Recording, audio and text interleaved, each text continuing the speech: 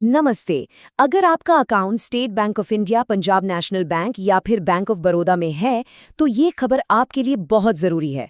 हाल की कुछ रिपोर्ट्स के मुताबिक बैंकिंग के तरीके में कुछ बड़े बदलाव हो सकते हैं, जो सीधे तौर पर हम सबको प्रभावित करेंगे। चलिए समझते हैं कि ये सब क्या है। तो सवाल ये उठता है कि आखिर बदल क्या रहा है। देखिए, हम यहाँ इन्हीं रिपोर्ट किए गए बदलावों को एकदम आसान भाषा में समझेंगे। चाहे वो रोज का एटीएम इस्तेमाल हो या फिर आपके खाते की सुरक्षा, सब कुछ कवर होगा।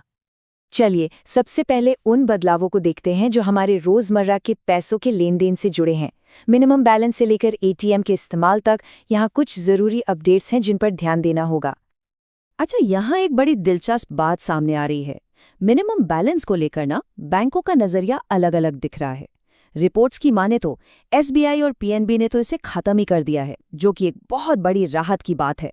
वहीं बैंक ऑफ बड़ौदा का फोकस एटीएम से पैसे निकालने की गिनती पर है। तो जो नंबर याद रखना है वो है 5। जी हाँ, रिपोर्ट्स के हिसाब से महीने में आप बस इतनी ही बार फ्री में एटीएम से पैसे निकाल पाएंगे। ये बात ध्यान में रखने से फालतू के चार्ज से बचा जा सकता है। चलिए इसको और आसान बनाते हैं। महीने की पहली 5 निकासी चाहे किसी भी बैंक के एटीएम से हो, वो बिल्कुल फ्री है। लेकिन जैसे ही छठी बार पैसे निकाले, रिपोर्ट्स के मुताबिक 25 से 30 रुपए का चार्ज लग सकता है। मतलब अब अपने ट्रांजैक्शंस पर नजर रखना पहले से कहीं ज्यादा जरूरी हो गया है। ठीक है, रोज के लेन देन की बात तो हो गई, लेकिन अपने खाते को लंबे समय तक एक्टिव और सेफ रखना भी तो जरूरी है ना?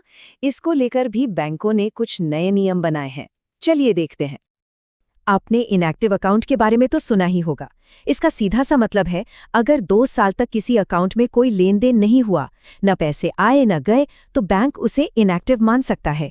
और इसका नतीजा, रिपोर्ट्स के मुताबिक ऐसे खाते बंद भी किए जा सकते हैं। तो सावधान रहना होगा।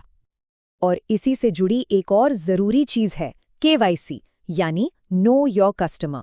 अब कहा जा रहा है कि हर 2-3 साल में इसे अपडेट कराना जरूरी होगा। प्रोसेस वैसे तो सिंपल है, बस अपनी ब्रांच में आधार और पैन कार्ड जमा करना है। ये काम भले ही छोटा लगे, लेकिन इसे नजरअंदाज करने का मतलब है कि आपका खाता खतरे में पड़ सकता है। तो चलिए अब बात करते हैं बैंकिंग के फ्यूचर की, यानी डिजिटल दुनिया की। यहाँ सिर्फ सिक्योरिटी को ही मजबूत नहीं किया जा रहा, बल्कि ग्राहकों के लिए क्रेडिट के नए मौके भी लाए जा रहे हैं।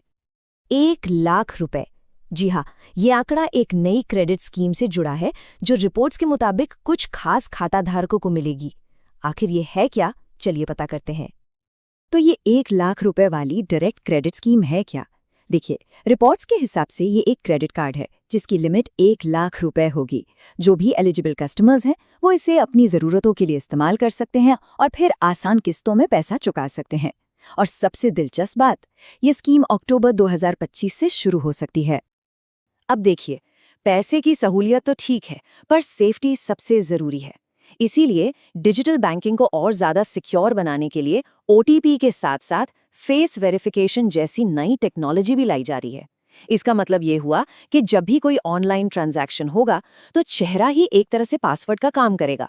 इससे धोखाधड़ी का खतरा काफ़ी कम हो जाएगा। तो ये तो हो गए वो बदलाव जो सीधे हमारे अकाउंट से जुड़े हैं। लेकिन रिपोर्ट्स में इससे भी कहीं बड़े बदलाव का जिक्र है। मतलब पूरे के पूरे बैंकिंग सिस्टम के स्ट्रक्चर में बदलाव। ये लाइन एक बहुत बड़े बदलाव की तरफ इशारा कर रही है। सरकार जो है वो छोटे सरकारी बैंकों को इन 3 बड़े बैंकों में मिलाने का प्लान बना रही है, जो भारत के बैंकिंग सीन को हमेशा के लिए बदल सकता है। तो ये मर्जर का प्लान है कैसा?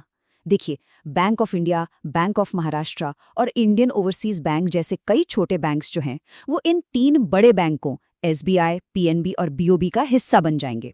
इसके पीछे मकसद यही है कि एक ज़्यादा मजबूत और एफिशिएंट बैंकिंग सिस्टम बनाया जाए। तो सवाल ये है कि ये सब होगा कब तक? रिपोर्ट्स के हिसाब से जो 1 लाख रुपए वाली क्रेडिट स्कीम है, वो अक्टूबर 2025 में शुरू हो सकती है, और ये जो बैंकों का मर्जर है, इसके 2026 तक पूरा होने की उम्मीद है। तो ये तारीखें हमें आने वाले कल की एक झलक दे रही हैं। तो कुल मिलाकर देखें तो ये सिर्फ कुछ नियम नहीं बदल रहे हैं, ये एक बहुत बड़ा शिफ्ट है जो हमारे एटीएम यूज़ करने के तरीके से लेकर खाते को एक्टिव रखने, डिजिटल बैंकिंग करने और हो सकता है कि भविष्य में हमारे बैंक के नाम तक को बदल दे। और ये सब हमें एक बहुत ही ज़रूरी सवाल पर लाकर खड़ा कर देता है। इन सभी बदलावों का हम जैसे आम ग्राहकों पर आखिर असर क्या होगा? क्या इससे बैंकिंग आसान होगी या और भी कॉम्प्लेक्स हो जाएगी? ये एक ऐसा सवाल है जिसके बारे में सोचना ज़रूरी है, क्योंकि हम बैंकिंग के एक बिल्कुल नए दौर में कदम रख रहे हैं।